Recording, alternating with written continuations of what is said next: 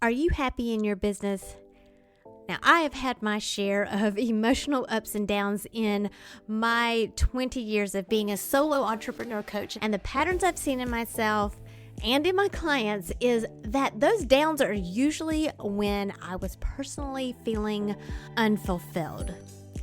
Sometimes it was because a launch that flopped, and sometimes it was just life and had nothing to do with business. But those ups, oh boy, those are the times when I was feeling my most authentic and completely aligned to my purpose, or when I just felt like I was rocking that work-life balance. I would be thinking I could do this all day long and never feel tired. One of my loves is sharing what works for me and what has been working for my clients to achieve this very feeling, full of passion, happiness, peace, and freedom. So I decided to create a private podcast for coaches. Maybe you just want to develop better communication skills that boosts engagement, leads to better results, and makes you feel like you're actually making a difference in the lives of the people you serve. Then you're invited too. We talk about this and more in the UBU private podcast for coaches. Whether you're a mentor, a parent, or run a client-focused business, coaching skills benefit everyone and anyone who wants to communicate in a way that builds relationships. Fall in love with your life and business again. Click the link in the show notes for your invitation to join us right now. Then come back and enjoy this episode. Hey, Difference Maker. In the last episode, I shared the 3 things you need to know about your client's personality in order to connect with them better. Now, if you missed that episode, be sure to listen to that one first. That way you get a little bit of context. I don't even think it's 10 minutes long. And now I want to highlight each of the Enneagram types based on the information from last episode, which is their nature, their nurture, and the 9 acknowledgement languages. Now, for a deeper understanding of the 9 acknowledgement languages, I want to invite you to check out my book. You can go to powercoachjen.com and click on the link there. So today we are starting with the type 1.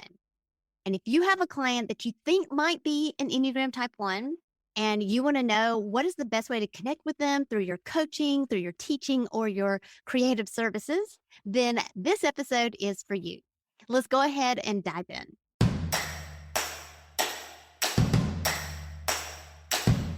It's time to stop comparing yourself to others and plug into what is uniquely you. Welcome to Unbox Your Personality, the podcast for coaches, creatives, and educators like you who understand that your happiness makes you more effective in what you do, bringing out the best in others. I'm Jen P. Higgins, personality strategist and Enneagram fluff remover. Get laser focused on who you are and who you aren't, so you're free to make the impact you were born to make. And have fun doing it. Your personality is your business. So let's get down to business. First of all, I need to get something out of my system. Just because your client or spouse or friend or parent or whoever, just because they are behaving like a type 1 does not mean that they are a type 1. I'm going to say that again because it's super important. Just because someone behaves like a type 1 is not an automatic check mark that that is their type.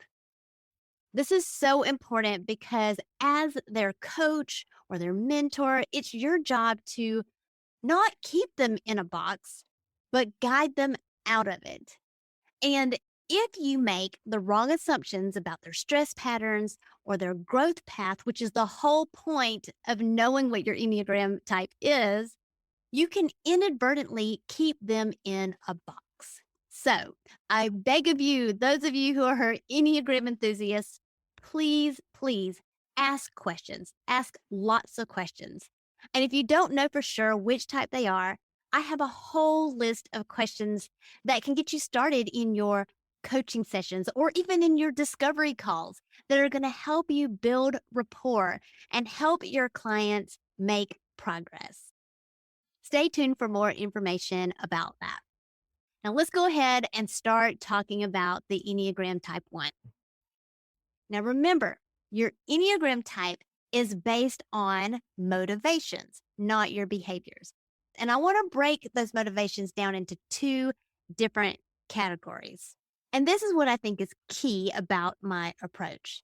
The two categories are surface motivations and core motivations. Now, the surface motivations of the type 1 is to be able to improve or to reform themselves, people, their environment, to reform something, to improve something, to have structure, to have rules and regulations so that they don't have to worry about doing things wrong or knowing that they are having integrity and paying attention to details to make sure they are in integrity. And this allows them to be a good role model for others to follow. The core motivations of the type 1 takes those surface motivations that I just listed and ties it to this overarching theme of being proper or being a good person and a fear of being corrupted. Now, for a type 1, the surface motivations define their morality, which points to what kind of person they are. And to not be driven by their morals feels wrong.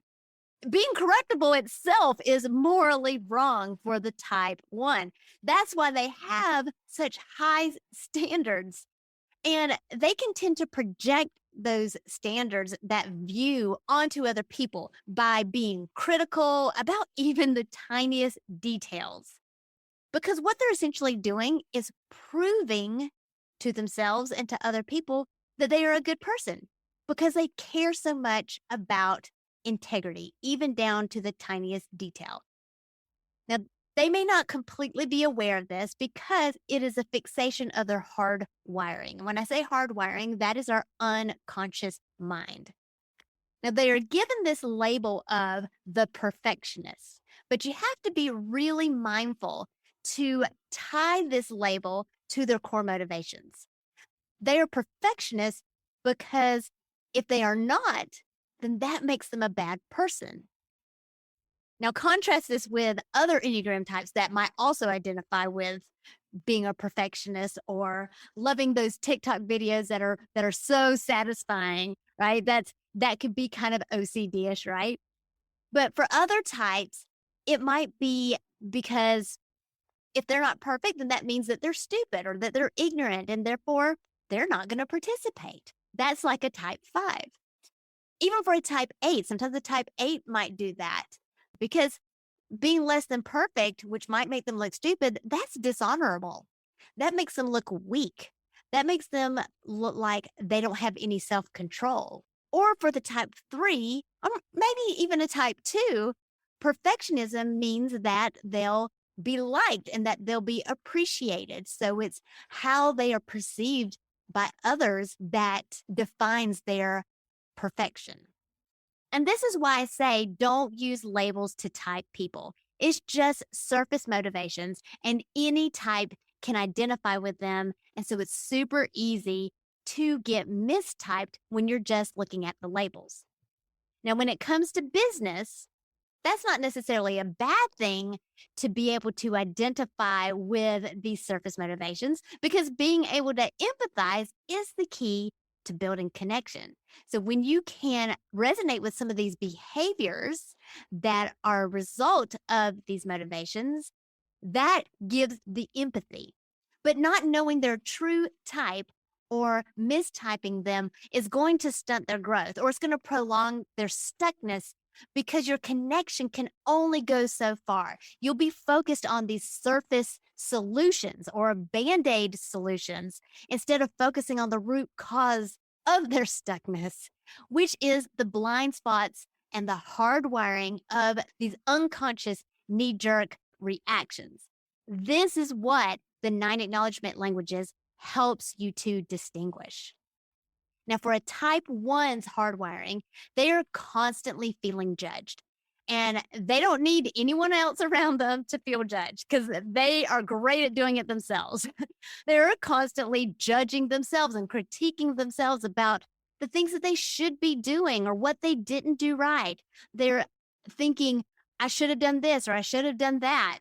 So, as their coach or their mentor, you need to give them a safe place for them to vent frustrations or vent disappointments over not being perfect. Because something that might be easily forgivable for you, like forgetting to dot an I on a sticky note reminder, that gets stored into a vault of negative self talk. And they can pull that out and use it against themselves. So when they vent those frustrations to you, you need to be able to acknowledge them and not sweep them under the rug. A whole vault of seemingly benign incidents adds up for the type 1. It's just simmering under the surface, and it only takes a little something to break that surface tension, and then it turns into this rolling boil of anger or grumpiness. So what I've just done is I've briefly described what a true type 1 or a natural type 1 is thinking, feeling, and doing. So, what do I mean by a pseudo type 1 or a nurtured type 1? This is when your client behaves like a type 1, might even think they're a type 1, but they're actually not a type 1.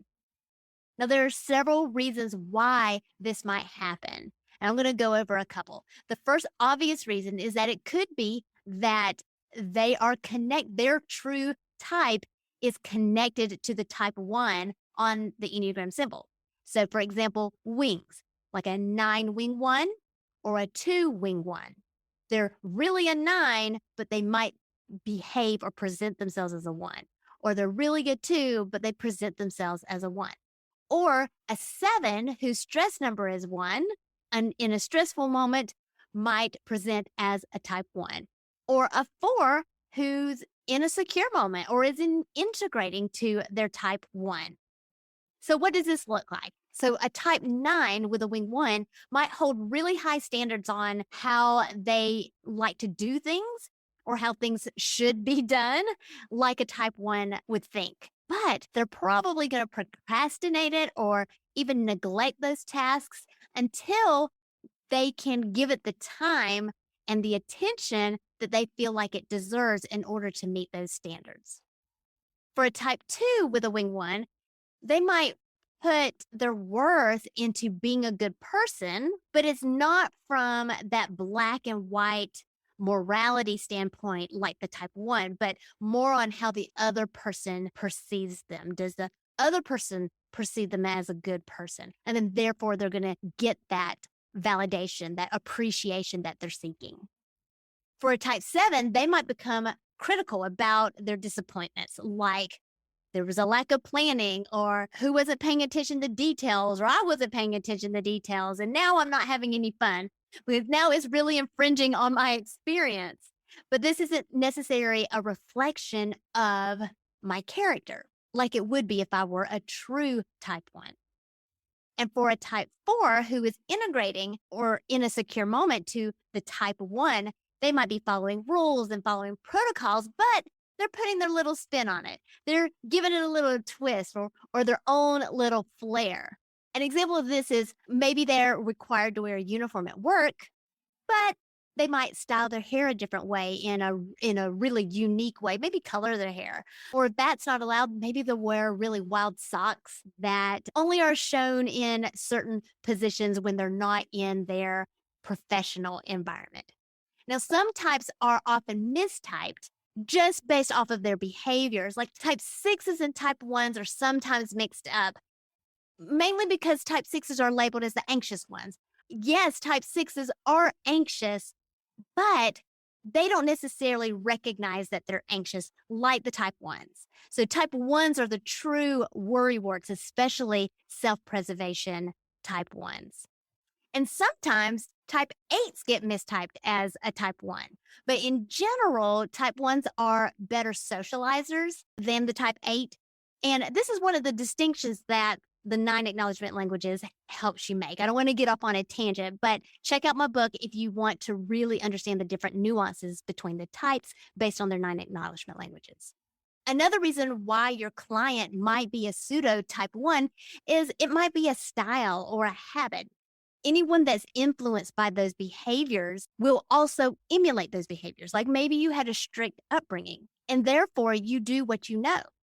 Or maybe you had a very permissive upbringing and you had to do the opposite just to survive. Something else I brought up in the last episode, and I think it's really important to note, so I may bring this in for each of the types, is this trauma response. If you had a traumatic experience in your past of being told that you were a bad person, or you were constantly under scrutiny for mistakes that you had made, then you might also adopt some of these behaviors of a type 1. Or it could be a health condition like a OCD diagnosis. So you don't have to be a type 1 to have OCD. And just because you have OCD, it doesn't mean that you're a type 1. But any kind of health condition, I just use OCD as an example because I said it earlier, but any health condition that might make you feel grumpy and behave like a type 1. There's lots of different possibilities and combinations that can make other people that are not type 1s be a pseudo type 1 because they are behaving that way and taking on that persona. It's just a mask. And as a coach, you're going to help them explore that mask and be comfortable taking it off so they can dig deeper.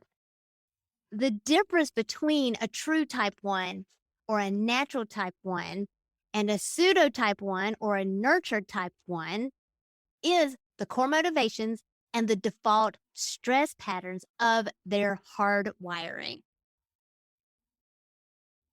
And this is so important to be able to make the distinction is because the growth path for a true or a natural type 1 is different than all of the other types that are just behaving like a type 1. Now, when it comes to messaging in your business, if you solve a type 1 problem, and here I'm strictly talking about behaviors, you're going to want to use language that reflects that, like how to discipline your child without yelling, or the ultimate rule book for the perfect sales page. If you know that you want to work with type 1s, then you can tweak your copy similarly in order to attract your ideal client. If you have any questions about this, or you want specific examples of how to handle it in your own business with a client or even in your marketing, I'd love for you to join the Online Business Network and be a part of our Unbox Your Personality Facebook group. The link is in the show notes. Now, in the upcoming episodes, I'm going to go through each of the Enneagram types just like I did here. So be sure to listen to all of them because these episodes are not mutually exclusive. I talk about all of the types. So to quickly recap, the acknowledgement languages for the type 1 guide you as the coach to understand what gets their attention, even if they are a pseudo type 1. You get their attention when they feel like you get them. You'll know exactly where they usually get stuck in, their limiting beliefs, and how they typically handle it, but they're actually sabotaging their progress.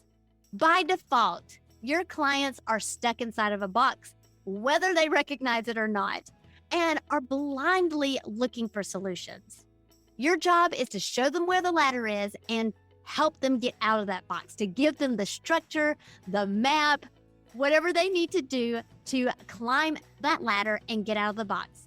You are there to unburden them of this fear that they're going to be doing something wrong and that therefore they're going to be a bad person. Because that is stressful, and chronic stress is the very thing that keeps us in our boxes, regardless of what type we are. Bottom line, you can help alleviate your client stress by helping them feel understood, whether that's a coaching session, a discovery call, or inside of your offer. And when you can do that, it frees them up to unbox themselves and unleash their power. Thank you for listening, subscribing, and reviewing the Unbox Your Personality podcast. To learn more about yourself, go to powercoachjen.com. Find out how you are different so you can make your difference.